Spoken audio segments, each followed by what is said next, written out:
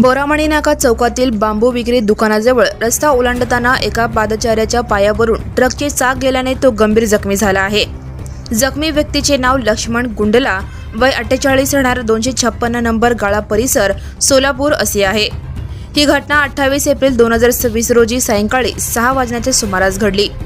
मिळालेल्या माहितीनुसार अक्कलकोट रोडकडे जाणाऱ्या एका ट्रकने रस्ता ओलांडणाऱ्या लक्ष्मण गुंडला यांना ठोकरले। ट्रकचे चाक थेट त्यांच्या पायावरून गेल्याने ते जखमी झाले। बोरामणी नाका चौक हे सोलापूर शहरातील अपघाताचे प्रमुख केंद्र बनले आहे। येथे वारंवार अपघात होत असतात। काही दिवसांपूर्वीच याच चौकात ट्रक खाली येऊन दोघांचा मृत्यू झाला होता। त्यानंतर अवघ्या काही दिवसात पुन्हा एक अपघात घडला आहे।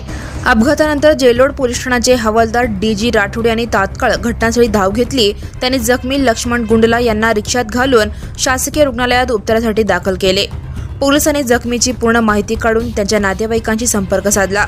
दरम्यान अपघात घडवणारा ट्रक पोलिसांनी ताब्यात घेतला असून चालकाविरुद्ध गुन्हा दाखल करण्याची प्रक्रिया सुरू आहे। Now and press the bell icon. Never miss a